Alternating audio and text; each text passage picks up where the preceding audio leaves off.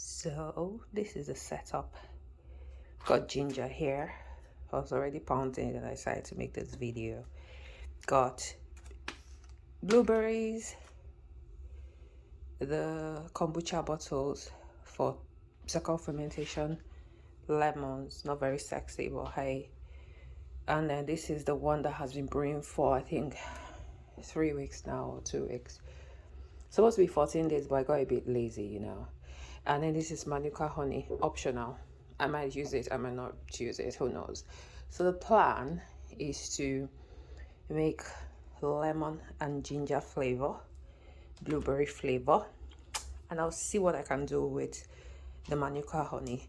Now this is a makeshift funnel because I realized today I don't have a funnel in this house. I used to have a funnel, but with the move and all, I don't have a funnel anymore. So I have to think quickly because I have to do it today. So the next thing you're going to see is a picture. So I just thought to add that I always clean my store-bought. Well, always, by always, I mean maybe 98% of the time. But at least I wash with salt. My store-bought fruit with a bit of apple cider vinegar and salt. This one is Flow Food Himalayan, pink Himalayan salt. It's just because maybe I'm paranoid, but I feel that these things go through a lot and they have a lot of chemicals on them. So it just gives me a bit of peace of mind. Just thought to add that.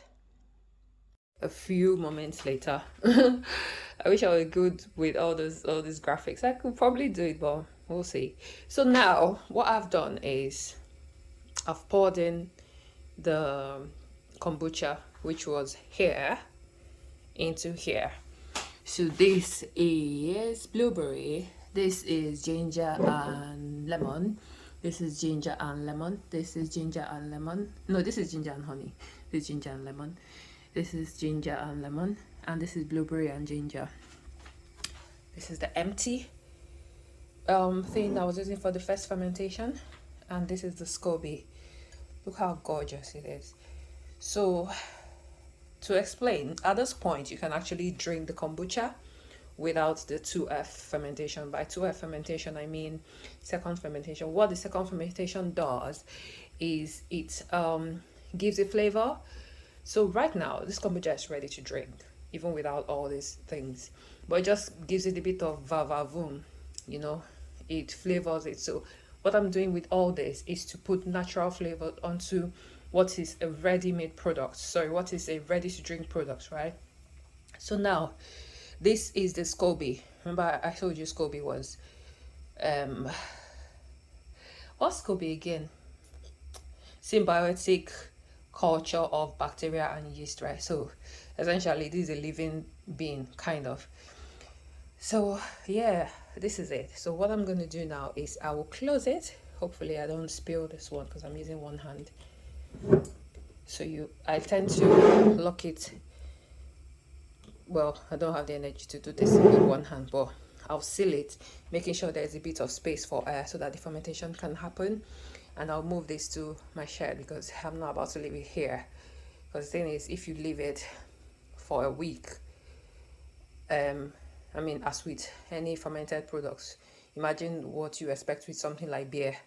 It's going to pour and mess up the wall. So I'm going to have to transport it to a different place, a different location where if it spills, it won't bother me.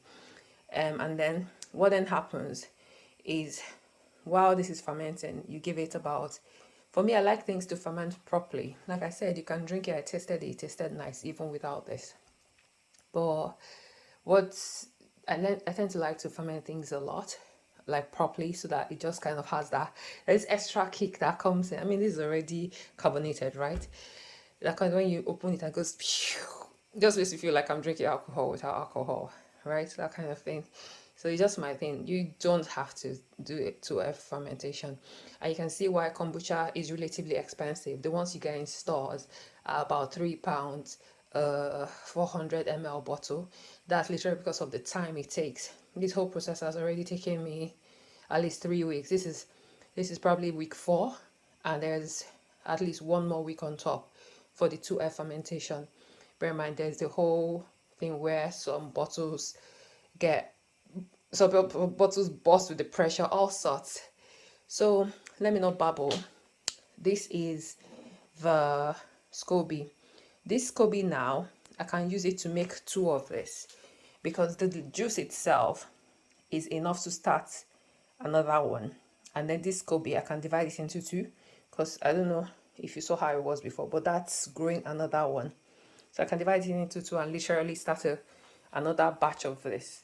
So this is water already boiling. This is my Yorkshire tea, which I'll use to start a new batch. So that's it really. I just need to cover this and take it to the shed and let it ferment. And kombucha is ready. Like I said, you don't have to do the second fermentation. Second fermentation is just for the flavor. It tastes amazing. I tasted it, trust me.